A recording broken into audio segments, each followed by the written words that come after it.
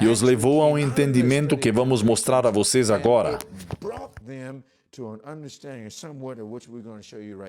Meus irmãos e irmãs, quero fazer uma pergunta. A Bíblia nos disse que deveríamos olhar para as estações e ser capazes de entender o tempo e as gerações com base nas estações, porque esses são os escritos dos sábios, e quanto aos escritos dos profetas, vão para o livro de Mateus, Mateus capítulo 24. Agora, Mateus capítulo 24. Agora escutem, é uma coisa maravilhosa quando tudo o que você acredita está na palavra de Deus. Não estamos inventando isso, estamos deixando a Bíblia se explicar. Preceito sobre preceito, linha sobre linha, texto sobre texto, um pouco aqui e um pouco ali. Escrevam isso. Mateus 24, vocês se lembram da pergunta? Versículo 3.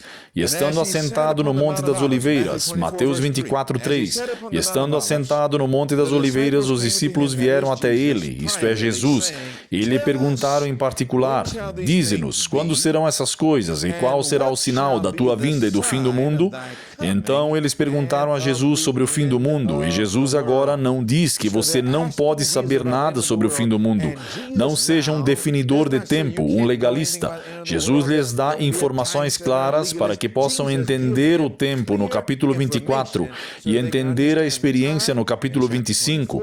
Agora, meus irmãos e irmãs, Jesus falou sobre guerras e rumores de guerras. Nós estudamos isso. Mas agora pulem para o versículo 32. Observem o que Jesus disse no versículo 32. Ele diz: aprendam a parábola da figueira. Agora, Jesus, o grande mestre, usou parábolas, lições objetivas e ilustrações para que pudesse nos ensinar com eficácia. Ele disse: olhem para a natureza, a parábola da figueira, olhem para a natureza, quando seus ramos ainda estão tenros e brotam folhas. Agora, observem o que ele diz. Em outras palavras, vocês não precisam adivinhar sobre isso, vocês sabem que o verão está próximo. Agora, não percam isso, irmãos e irmãs. Jesus está falando sobre o fim do mundo e os direciona para a natureza. E para qual parte da natureza ele os aponta? Ele os aponta para o verão. Mas o que é verão? O verão é uma das 4 estações. Agora, meus irmãos e irmãs, Jesus disse: se vocês querem entender o fim do mundo, vocês devem entender a natureza e, em particular, vocês devem entender as estações da natureza, e há 4. Quais são as 4 estações da natureza que o próprio Deus estabeleceu e permitiu como resultado do que aconteceu neste mundo? Quais são as 4 estações? Número 1, primavera. Número 2, depois da primavera, você começa a ver que entra no verão. Número 3, outono. E o número 4, inverno. Você diria isso comigo? Número 1, primavera. Número 2, verão. Número 3, outono. E o número 4, inverno. Estas são as 4 estações. Nós as ensinamos aos nossos filhos, e se entendêssemos isso, até nós e nossos filhos poderíamos entender a geração final, e veríamos que 2025 não é um ano comum.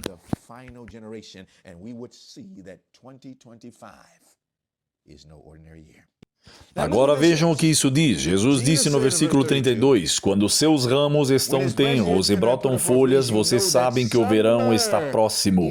Então ele diz: assim como vocês sabem, quando o verão chega, vocês não adivinham sobre o verão, porque tudo tem uma estação e um tempo para cada propósito debaixo do céu. Tudo acontece no tempo certo. Mas então Jesus disse que se você dedicar tempo para entender as estações, versículo 33, da mesma maneira, assim também vocês, quando virem todas essas coisas, esses eventos, não adivinhem. Assim como vocês não adivinham sobre o verão, primavera, verão, outono e inverno. Diz, da mesma forma, não especulem quando vocês virem essas coisas. Saibam que está próximo. Quão próximo? Mesmo às portas. Agora, o que isso significava? Vocês já sabem que estudamos juntos. Em verdade, o versículo 34, o próximo versículo, me diz o que significa estar mesmo à porta, para que saibamos quando a virmos. O versículo 34 diz, em verdade, em outras palavras, verdadeiramente, se vocês não entenderem, vou deixar claro para vocês. Em verdade, eu digo a vocês que esta geração não passará. Vocês sabem que não passar significa que há um limite, a geração limite. Esta geração não passará até que todas essas coisas se cumpram. Agora, qual é a geração limite que não passará? Nós a chamamos de última geração ou geração final. E Jesus está nos dizendo que se vocês entenderem o verão ou as estações, então vocês podem começar a entender algo sobre a geração final. É isso que Jesus está nos dizendo. Agora, os sábios, os homens pensantes, disseram a mesma coisa, que se vocês querem entender gerações e estações, e onde estamos hoje, vocês têm que entender os ciclos das estações. É sobre isso que a quarta virada é construída. Como veremos, a quarta virada é construída sobre isso. Na verdade, meus irmãos e irmãs, continua dizendo, diz que há uma estação, diz, na década de 1990, William Strauss e Neil Howe publicaram estes dois livros, Generation and the Fourth Turning. Ele percorre essa história. Aliás, olhem para esta tela. Quero mostrar a vocês isto agora. Isso nos diz e detalha a quarta virada, que é chamada The Fourth Turning. E eu vou explicar o porquê agora. No livro deles, The Fourth Turning, a quarta virada, uma virada representa uma estação do tempo, ou um período de tempo. Uma virada representa 20 anos. 20 anos e assim 4 viragens representarão 80 anos. Agora, por que é que eles falariam sobre isso? Agora voltem e vou mostrar a vocês por que é que estão falando sobre isto. Agora olhem para a vossa tela e diz, Strauss e Howe argumentaram que os últimos 5 séculos, os últimos 500 anos da história anglo-americana podem ser explicados pela existência de 4 tipos de arco geracional que se repetem historicamente e sequencialmente, em outras palavras, na mesma ordem, num padrão fixo a cada 80 a 100 anos. Quero que pensem sobre isto agora, enquanto estudavam as gerações ao longo de mais de 500 anos. Esses homens começaram a ver um padrão e começaram a dizer, espere um minuto, a cada 80 anos algo se repete.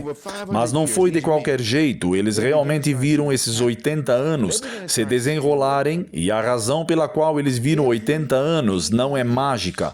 Mas veja o que acontece, de 80 a 100 anos, essa é a duração de uma longa vida humana.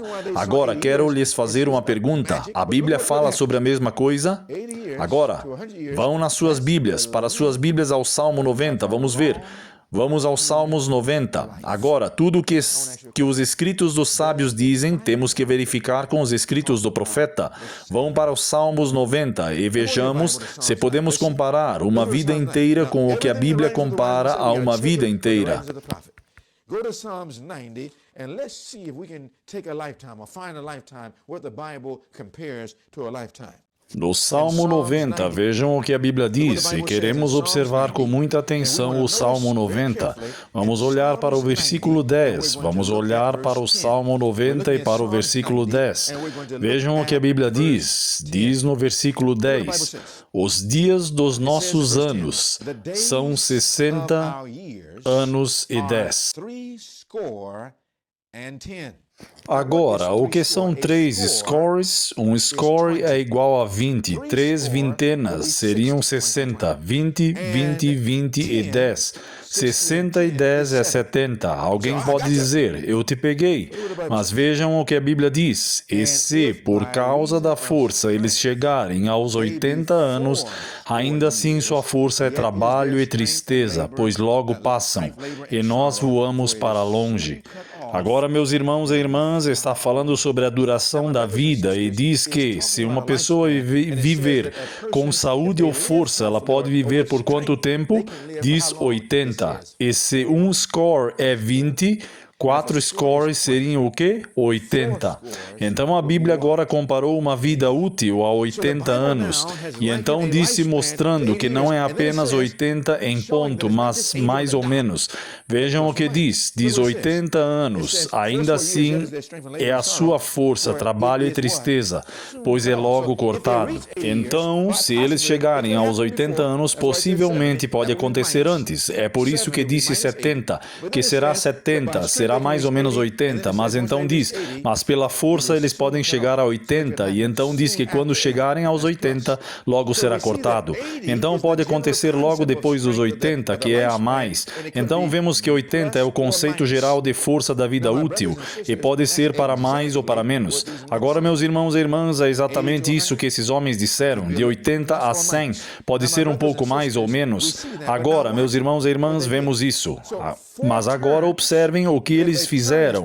Então, 4 voltas. Se uma volta é de 20 anos, 4 voltas são iguais a 80 anos.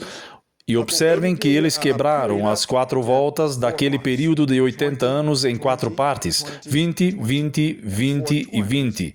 E 4, 20 fazem 80. Então, o período de 80 anos, que se repete a cada 80 anos, é dividido em 4 vezes de 20, que se repetem. Você vê isso na tela? Agora, meus irmãos e irmãs, isso significa alguma coisa. Agora, a Bíblia dividiu isso em 20 anos também. Ela disse um score.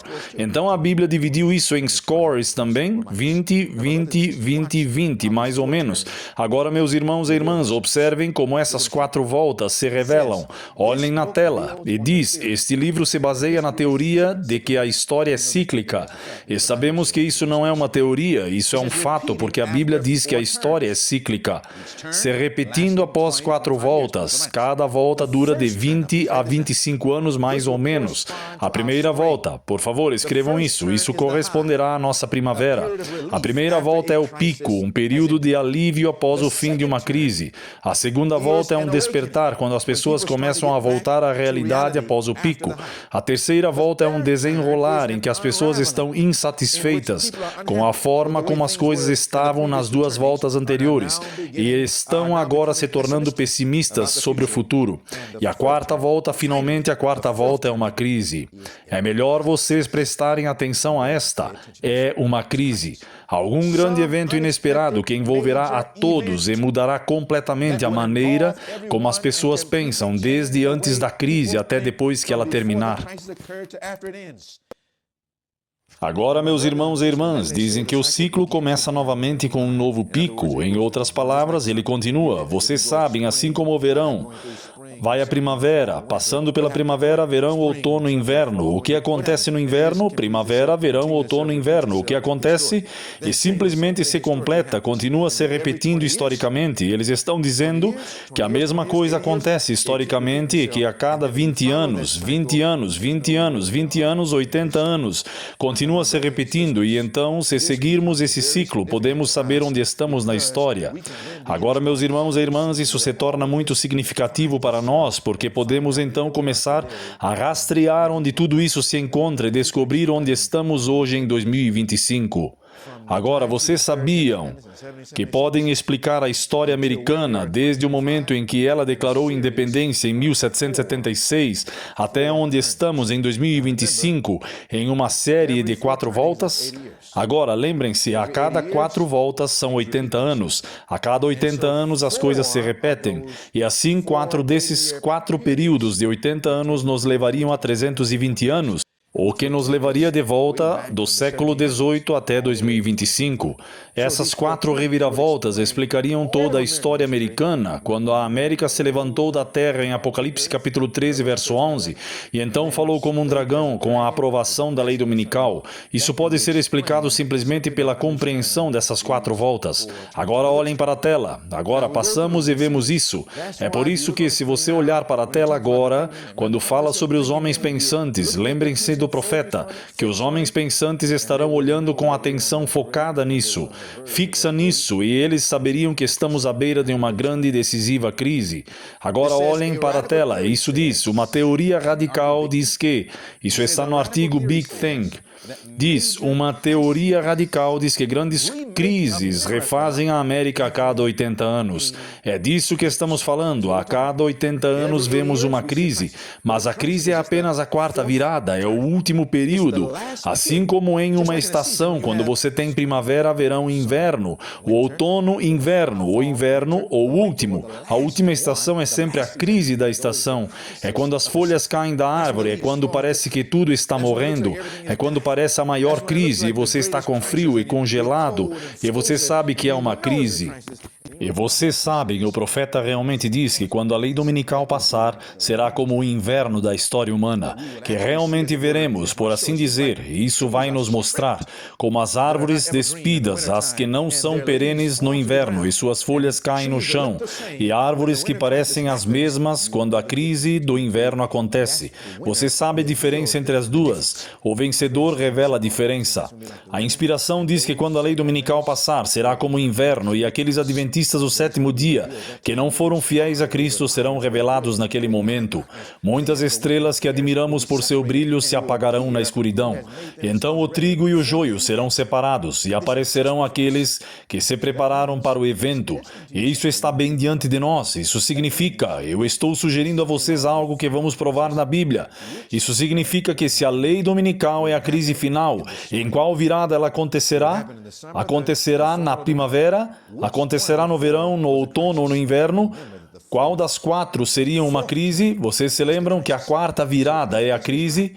Então, se isso estiver certo, se houver uma lei dominical, acontecerá sob a quarta virada. Agora, meus irmãos e irmãs, queremos ver isso. Agora, isso diz que a cada 80 anos ocorre uma crise que refaz a América. E começamos a olhar para esse período de crise. Agora, meus irmãos e irmãs, quando vocês começarem a ver isso, tudo o que vocês veem acontecendo na sociedade fará sentido. Vocês se lembram? Olhem para esta primeira tela. Este é o artigo publicado do Washington Post, texto do discurso virtual do presidente ucraniano Zelensky ao Congresso. Agora observem o que ele diz. Não vamos abordar tudo, mas observem o que ele diz. Ele diz: a Rússia transformou o céu ucraniano em uma fonte de morte para milhares de pessoas. As tropas russas já dispararam quase 1000 mísseis contra a Ucrânia, incontáveis bombas. Eles usam drones para nos matar com precisão. Este é um terror que a Europa não viu. Vejam o que ele diz: há 80 anos. Então isso significa que a guerra na Ucrânia, que deu início a essa crise, quando a Rússia se posicionou, aconteceu 80 anos depois de uma crise anterior na Europa de tal proporção. Ele está nos mostrando uma crise 80 anos depois, e se você estudar história, verá que a guerra na Ucrânia aconteceu no tempo exato de um ponto de vista histórico-profético. Esta não é uma guerra comum na Ucrânia. Vou lhes dizer uma coisa, tudo isso se encaixa. Veremos que a Rússia, o que a Rússia fez na Ucrânia, fez com que as nações se alinhassem e colocou a Índia e a China e a Rússia em uma posição específica e as cidades da América em posição. E nós lemos no espírito de profecia que isso aconteceria e levará a uma guerra civil. E isso significa algo, irmãos e irmãs. Isso significa algo. Isso significa algo. Agora vamos um pouco mais adiante, vamos observar o que isso diz agora. Enquanto vemos isso, quando você olha, agora se a cada 80 anos uma crise surge, então você pode começar a olhar a partir de 80 anos e começar a ver isso.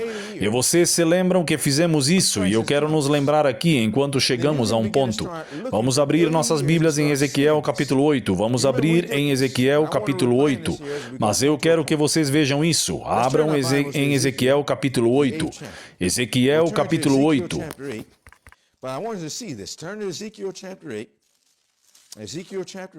E chegaremos lá em um momento, mas meus irmãos e irmãs, a cada 80 anos. Agora, se vocês começarem em 1785, alguém disse da última vez, por que você começou em 1785? Agora não vamos nos aprofundar nisso hoje, voltaremos e daremos a vocês um pouco mais sobre isso.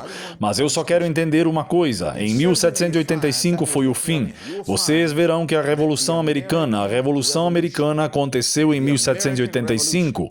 1783. Em 1763 começou historicamente o que é chamado de Revolução Americana, e então todo o caminho até 1783 estava envolto, e então a Revolução Americana aconteceu naquela época.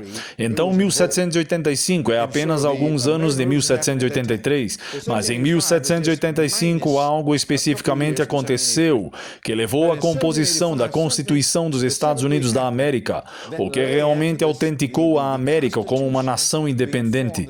Ela declarou independência em 1776, mas ninguém a reconheceu totalmente. Mas foi depois que a Constituição foi estabelecida e ratificada. E vocês verão que em 1785, o início oficial da Constituição foi estabelecida.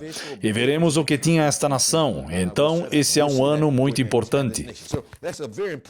Foi logo após a crise e a ascensão dos Estados Unidos da América. Aconteceu no tempo profeticamente, de acordo com Apocalipse 13:11. Agora, meus irmãos e irmãs, a razão pela qual isso é importante é porque lembrem-se de que uma estação pode chegar mais cedo ou mais tarde, mais ou menos. É isso que ela nos diz. E então vimos que 1785 era o tempo oficial, mas a crise completa aconteceu, na verdade, em 1784, o que significa que foi para menos. Então pode acontecer mais ou menos. Agora, meus irmãos e irmãs, isso é fundamental para nós, porque se chegarmos onde estamos hoje, vemos que sempre que há crise, no outono, ela pode acontecer mais ou menos, e vemos isso acontecer repetidamente, assim como nas estações. É possível ter um inverno mais cedo? Sim ou não? Claro. É possível ter um inverno mais tarde? Sim, é possível. É possível ter um verão mais cedo? Sim, é possível. É possível ter um verão mais tarde? Sim, é possível. Isso é sazonal, e Deus diz que, se entendermos isso, podemos encontrar a geração que não passará. Agora, meus irmãos e irmãs, uma vez que fizermos isso, 1785 é esse período de tempo. Se formos 80 anos depois, vocês fazem as contas. Vocês se lembram que analisamos isso? 80 anos, porque a cada 80 anos uma crise acontece. O que aconteceu 80 anos depois de 1785? A que tempo chegamos? 80 anos a partir de 1785 nos leva a 1865. O que aconteceu na América? Essa foi uma crise que cercou a Guerra Civil. 80 anos adicionam 1865 e temos a Guerra Civil. Adicione 80 anos a partir disso e 80 anos depois de 1865 nos leva a 1945. O que estava acontecendo? A Segunda Guerra Mundial. Uma crise na América e ao redor do mundo. 80 anos a partir de 1945. Vocês adicionem isso a 1945. Aonde isso nos leva? 2025. E essa é a quarta virada na qual uma crise deve ocorrer. E vocês sabem, irmãos e irmãs, quando falaram sobre essa crise, disseram que ela teria que acontecer por volta de 2025. É isso que diz. Na verdade, vejam o que diz. Olhem na tela. Vocês começam a ver onde eles estão falando sobre isso agora, que essa crise nos levaria a 2025, que em algum lugar antes de 2025 diz que nós passaremos por um grande portal na história. Vejam o que está na tela. Ele diz, estamos na quarta virada. Quem é esse homem? Vejam, Spencer Hall. É um comandante aposentado da Marinha e vice-presidente assistente aposentado de instalações da Virginia Tech. Isso foi escrito em 2020, um homem respeitável. Agora, meus irmãos e irmãs, vejam o que ele diz. Imaginem a América como um pseudo-iceberg flutuando no oceano. 25% do iceberg está acima da água. Agora vocês sabem o que estão fazendo. Quero ter certeza de que vocês entendem o que está acontecendo. Quando vocês pegam 25% de algo, isso é apenas um quarto. E isso significa que ele é dividido em 4 partes. Então, se você tem 25 vezes 4, isso leva 100% da coisa. Então, ele está usando essa expressão de 25%, assim como faríamos para as 4 voltas. Agora, meus irmãos e irmãs, ele diz 25% do iceberg está acima da água. Isto representa nossa sociedade, nossas famílias, nossa vida, e nós a conhecemos bem. Os outros 75% do iceberg estão debaixo da água, invisíveis, incognoscíveis. A cada 80 anos, mais ou menos, ocorre uma crise. O iceberg se torna instável e gira. Nossos 25% atuais rolam para dentro da água e novos 25% emergem.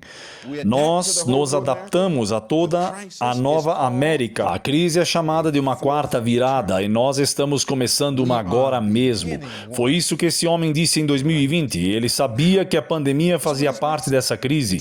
Agora, meus irmãos e irmãs, é por isso que vocês e eu devemos entender isso agora mesmo, porque não estamos no início dessa quarta virada, estamos chegando ao fim dessa quarta virada. E o que acontece acontece quando chegamos ao fim? Vejam o que diz. A cada 20 anos, mais ou menos, a velha geração morre e novas gerações entram na terceira idade, na meia-idade e no início da vida adulta. E a nova geração nasce. Cada um desses períodos de 20 anos, Strauss e Hall chamam de virada. Na primeira, segunda e terceira viradas, as expectativas de vida mudam e as ordens sociais se realinham. A quarta virada é uma crise. Ela ocorre aproximadamente a cada 80 anos, um período equivalente à expectativa de vida média e uma renovação completa de todas as quatro gerações.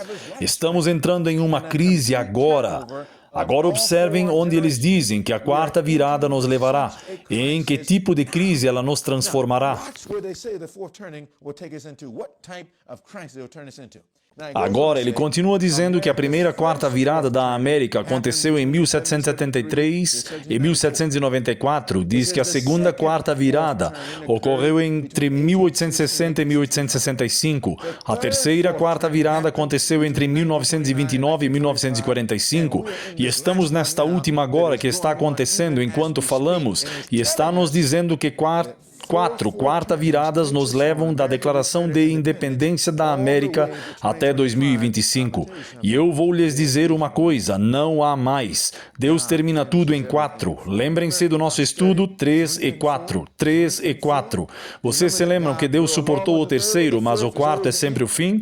Vocês se lembram, irmãos e irmãs, em Amós? Vocês se lembram de Provérbios 30, 3 e 4? Meus irmãos e irmãs, só são permitidas 4 quarta viradas. Não haverá outro, como já foi, desse período de 80 a 100 anos. Estamos nessa crise agora. Agora o historiador não sabe disso. Ele sabe que estamos em uma crise. Como disse o profeta, homens pensantes, mas somente o estudante da Bíblia que captou os primeiros vislumbres da verdade pode entender que agora não haverá um reinício. Vejam, a maioria das pessoas pensam que se reiniciará porque todas as outras gerações se reinicializaram. Não importa quão ruim tenha sido o inverno, o que normalmente acontece, a próxima estação traz de volta a agradável primavera e você se diverte naquele calor. O que aconteceria se entrássemos em um inverno com temperaturas abaixo de zero, 50 graus abaixo de zero e não houvesse saída? Meus irmãos e irmãs, vocês devem entender hoje que em 2025 não haverá reinício. Isso trará a crise final e eu quero mostrar isso a vocês na Bíblia. Agora, vão em suas Bíblias para Ezequiel capítulo 8. Ezequiel capítulo 8, a Bíblia diz: agora, o que precisamos fazer agora é verificar essas 4 mudanças. E precisamos descobrir se a Bíblia fala sobre essas 4 mudanças. E vamos descobrir em Ezequiel capítulo 8. Vejam o que diz. Mas, não, meus irmãos e irmãs, meu tempo se esgotou. Agora, eu sei o que vocês estão dizendo, mas eu vou lhes dizer uma coisa, é isso que vamos fazer. Não podemos terminar isso agora, mas é isso que vamos fazer. Vou lhes mostrar as 4 curvas, vou lhes mostrar aonde isso leva e então vamos encerrar.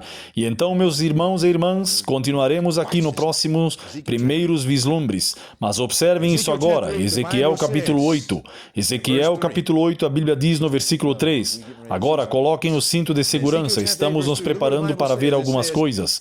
Em Ezequiel capítulo 8, verso 3, vejam o que a Bíblia diz: e ele estendeu a forma de uma mão e me tomou por uma mecha da minha cabeça, e o Espírito me levantou entre a terra e o céu e me levou nas visões de Deus. Para onde?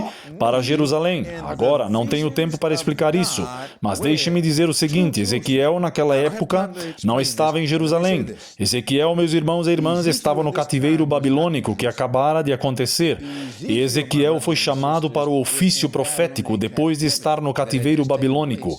E assim ele não começou a ter essas visões, até depois de estar na Babilônia.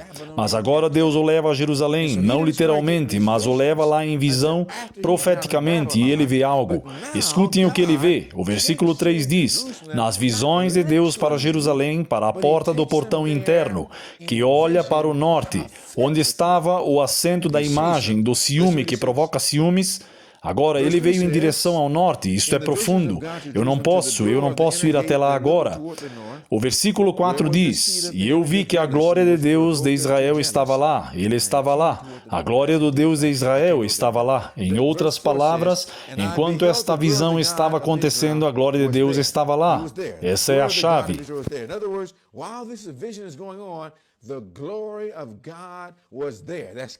Não posso passar agora, mas então diz, de acordo com a visão que eu tive na planície, verso 5. Então ele me disse: Filho do homem, levanta os teus olhos agora para o caminho em direção ao norte.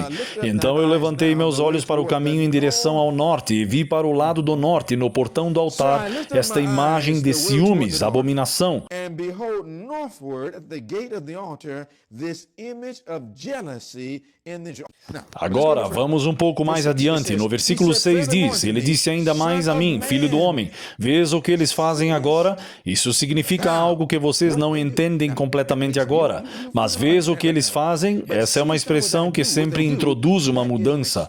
Agora observem o que isso diz. Vês o que eles fazem? Abominações ainda maiores que a casa de Israel comete aqui. Para que eu me afaste do meu santuário? Agora observe o que a Bíblia diz. Mas o que? O que ela diz? Circule esta palavra, mas voltem. Não deixe que isso passe desapercebido. Mas voltem-se novamente e verás abominações maiores do que estas. Peguem suas Bíblias e no versículo 6 circulem a palavra volta. Agora, meus irmãos e irmãs, isso me diz que os escritos do Senhor, as palavras dos profetas, as palavras dos sábios disseram que haverá 4 reviravoltas. Os escritos dos profetas agora começam a falar de reviravoltas. Então, eles estão dizendo a mesma coisa. Agora, a Bíblia continua dizendo: volte-se ainda outra vez. Agora, se eu disser, volte-se ainda outra vez, o que isso me diz? Isso me diz que já houve uma reviravolta. Eu não posso dar uma nova volta, a menos que tenha havido uma volta anteriormente. Então, no versículo 6, estamos olhando, meus irmãos e irmãs, para a segunda reviravolta que ocorreu. Agora vamos descer. Vejam o que a Bíblia diz no versículo 9. Vejam o que a Bíblia diz no versículo 9. A Bíblia diz: E ele me disse: entra e vê as abominações malignas que eles fazem aqui. Versículo 10. Então entrei e vi, e eis de toda forma de réptil, e todo animal abominável, e todos os ídolos da casa de Israel pintados na parede ao redor. Versículo 11. E estavam diante deles 70 homens dos anciãos da casa de Israel, e no meio deles estava Jezanias, filho de Zapã, com cada homem que tinha seu incensário na mão. Agora pulem para o versículo 13. Então a Bíblia diz no versículo 13: Ele também me disse. O que ele disse? Vira-te. O quê? Mais uma vez, circulem a palavra virar. Agora, meus irmãos e irmãs, esta é a terceira virada. Então, no versículo 13, encontramos a terceira virada. E ele disse: vira-te outra vez e verás abominação maior do que estas. Agora observem que a abominação está ficando maior. Mas lembrem-se de Amós. Lembrem-se de Amós. Por 3 abominações eu permito, mas por 4 abominações eu não posso permitir mais. Eu permitirei que julgamentos caiam sobre eles. Foi o que Amós disse nos capítulos 1 e 2.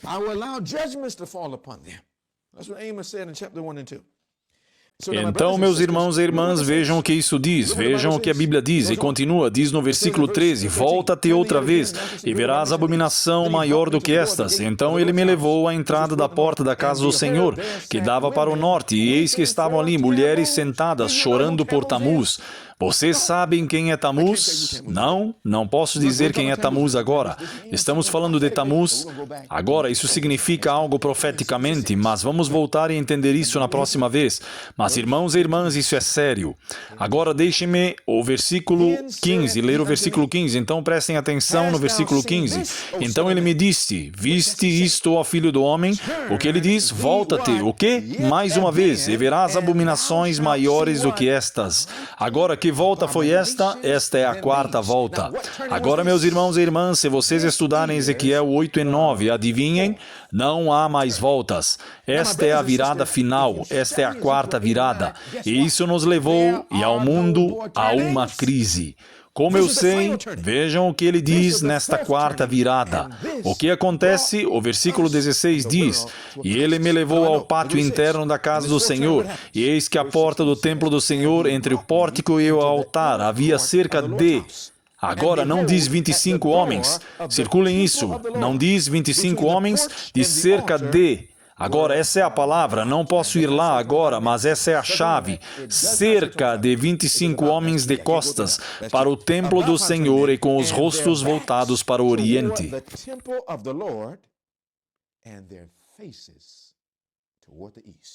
Agora, é melhor vocês entenderem isso. O santuário, se vocês estudarem a Bíblia em Êxodo e Levítico, verão que o santuário foi feito de uma maneira particular.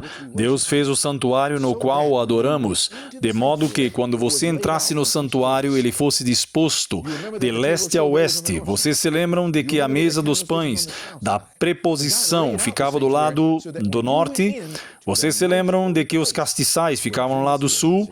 Mas Deus dispôs o santuário de tal forma que quando você entrasse no Santo dos Santos, no lugar onde Jesus está, a glória do Shekinah, meus irmãos e irmãs, suas costas estariam voltadas para o leste.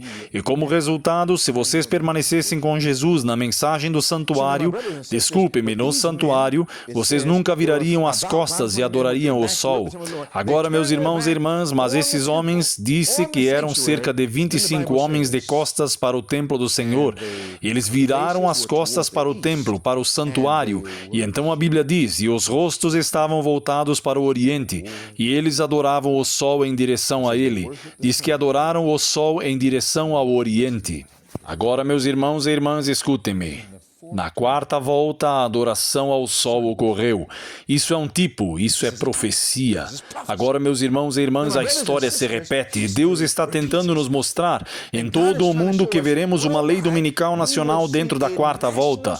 Mas antes que um homem adore o sol, siga a lei dominical e receba a marca da besta, ele vira as costas para Jesus e para a mensagem do santuário. E é isso que está acontecendo agora. Abandonamos a mensagem de Deus, abandonamos o santuário, a mensagem dos 3 anjos, o espírito de profecia e cada coluna que Deus nos deu, e recuamos uma apostasia e uma abominação.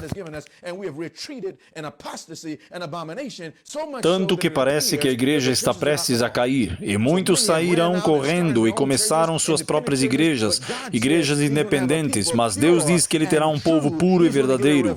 Ele terá um reavivamento e uma reforma, e terá um corpo, um pastor, uma ovelha, um rebanho. E essas ovelhas naquele rebanho darão o alto clamor e terminarão a obra. Eu quero ser parte delas, meus irmãos e irmãs. Mas isso me diz que, se acontece na quarta virada, então, meus irmãos e irmãs, eu me pergunto, em 2025, será esta a virada em que uma lei dominical será aprovada? Eu lhes direi com base na autoridade da palavra de Deus que é exatamente isso que está se preparando para acontecer. Como eu sei, olhem para a tela, olhem para a tela. Meus irmãos e irmãs, a inspiração nos disse que isso aconteceria. E escutem o que eles dizem, olhem o que eles dizem. Olhem o que eles dizem. Pouco antes de eu ler isso, olhem o que eles dizem agora. Isso vem de um artigo de 2017, a crescente ameaça de guerra civil na América. Agora, meus irmãos e irmãs, entendam que eles reconhecem que a quarta virada seria isso.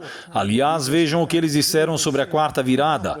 Vejam o que disseram na tela. Diz aqui, com atenção, diz Howe e Strauss observaram que a história americana mostra uma nova era ou uma virada a cada 20 anos.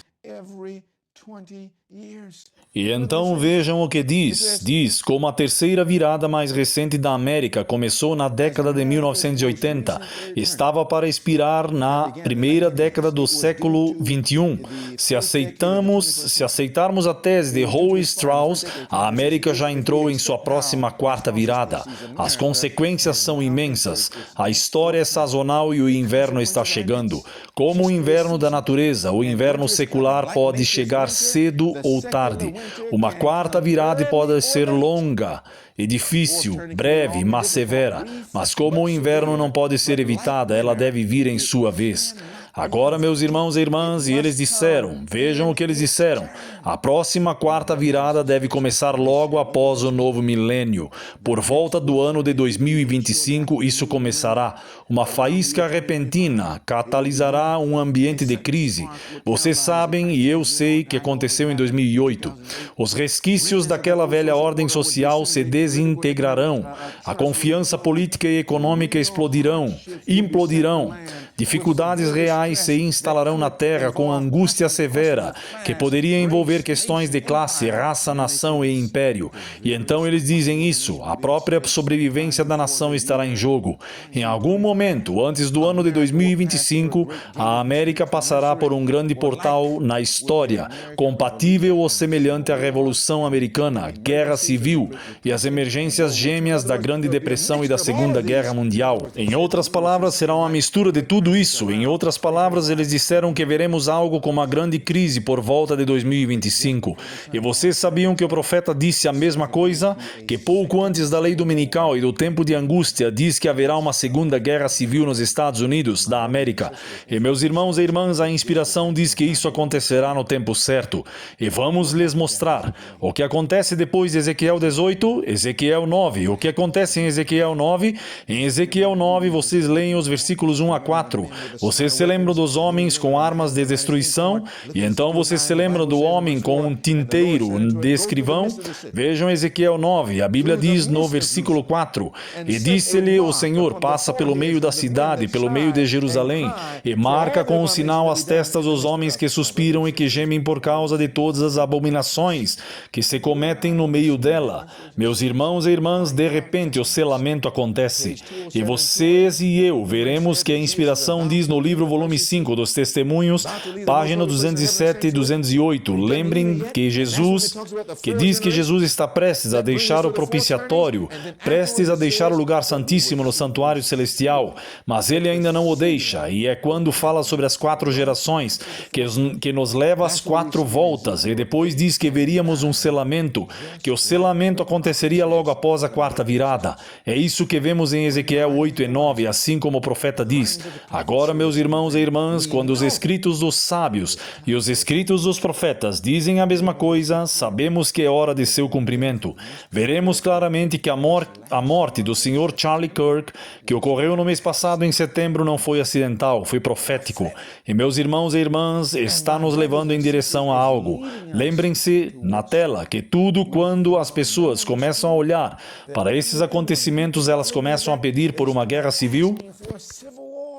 Vocês se lembram que começamos a procurar pela guerra civil porque a inspiração nos disse que isso aconteceria. Agora, quando voltarmos, queremos explorar isso em detalhes, porque essa guerra civil acontece pouco antes da aprovação de uma lei dominical nacional. Agora olhem para isso, olhem na sua tela agora. Diz, os Estados Unidos estão caminhando para uma segunda guerra civil? Vamos ver que sim, olhem na sua tela agora. Ele passa e fala sobre como, se entendêssemos isso, saberíamos. Diz Snyder, um especialista na ascensão do autoritarismo, discutiu o futuro da democracia americana em uma entrevista com a Insider, durante a qual disse temer que os Estados Unidos possam não sobreviver se o presidente Trump concorrer novamente em 2024, e ele concorreu, e ele venceu. Mas agora, meus irmãos e irmãs, ele disse, se vocês estudarem guerras civis, todo especialista sabe que a América tem todos os sinais, e isso significa que estamos nos aproximando deste tempo de angústia. O profeta nos disse isso. Agora olhem para a tela. Vocês veem o Sr. Charlie Kirk? Lembrem-se da última vez que vimos que a América está em uma encruzilhada perigosa. Olhem agora, vejam o que diz. E diz, retórica tóxica, incluindo apelos para o quê? Guerra civil. Disseram que quando isso acontecesse, aproximou a América de uma guerra civil como nunca vimos desde a década de 1860. Meus irmãos e irmãs, estamos em apuros. Mas agora olhem para isso, vejam o que diz. Este mês, não temos muito tempo restante. 2025 não é um ano comum. Look at what it says this month. We don't have much time left. 2025 is no ordinary year. Isso diz, o Senado rejeita medidas para acabar com a paralisação. Onde estamos agora, em outubro, é uma paralisação do governo. Isso não é comum. Alguém diz, bem, vimos paralisações do governo o tempo todo. Meus irmãos e irmãs, não vemos isso o tempo todo. Vimos isso acontecer poucas vezes na história. Mas, meus irmãos e irmãs, vou lhes dizer uma coisa. Esta paralisação do governo é como nenhuma outra. Vejam o que isto diz. O Senado rejeita medidas medidas para acabar com a paralisação. O Partido Republicano na Câmara estenderá o recesso até 13 de outubro.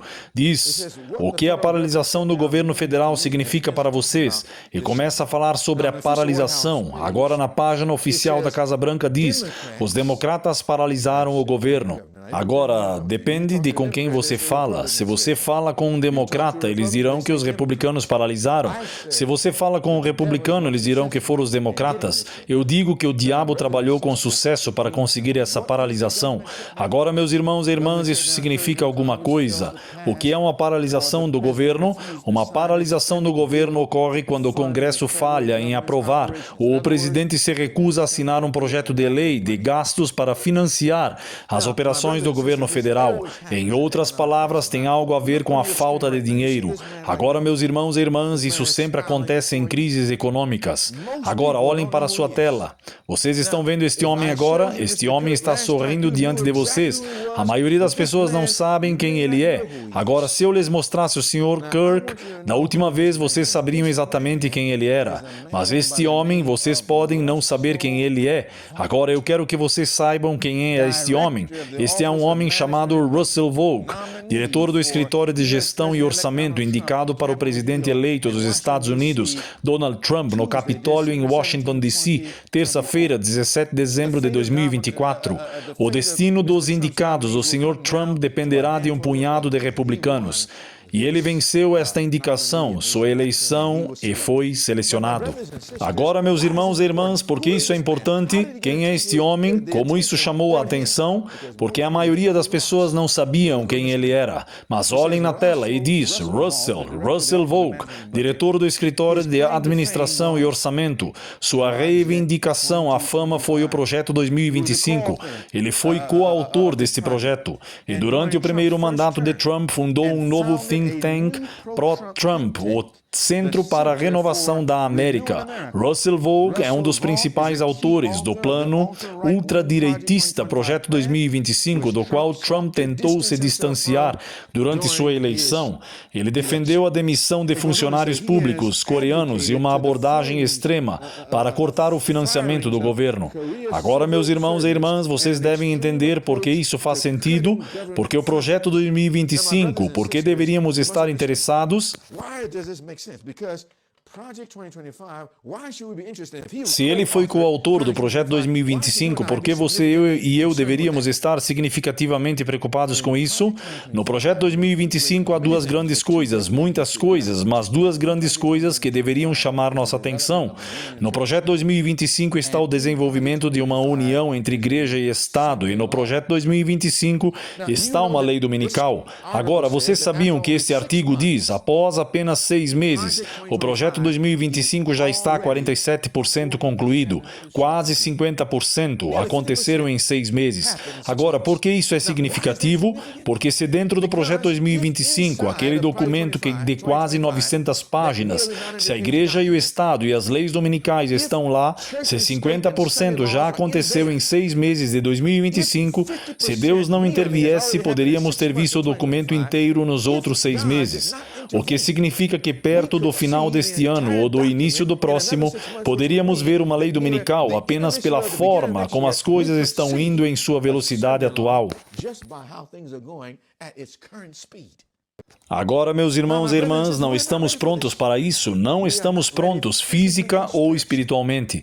Mas escutem-me, a razão pela qual isso é ainda mais sério é porque em 4 meses entre janeiro e abril, quase 46% já haviam sido cumpridos. Isso significa que de abril a outubro, apenas cerca de 1% ocorreu, o que significa que Deus, em misericórdia, colocou um botão de pausa naquele projeto, porque Ele sabia que se ele fosse aprovado, você e eu não estaríamos prontos. Então é por isso que devemos orar. Senhor, dê-nos mais alguns anos de graça, não para que possamos desperdiçá-los, mas para que possamos nos preparar e ajudar os outros. Agora, meus irmãos e irmãs, esta paralisação do governo significa algo. Significa que se você e eu não continuarmos orando e trabalhando, o botão de pausa será pressionado novamente, porque, meus irmãos e irmãs, o rastreador do Projeto 2025 rastreia tudo isso. Já falamos sobre isso. Agora, dentro do projeto 2025, Igreja e Estado se unem. Dentro do projeto 2025, Lei Dominical Nacional. Mas olhem para este artigo. Ele diz: o ceifador sinistro de Trump, do projeto 2025, é executor da paralisação. Agora, meus irmãos e irmãs, observem que o que o senhor Trump diz. O senhor Trump disse, olhem para suas telas, tinham um aviso aos democratas.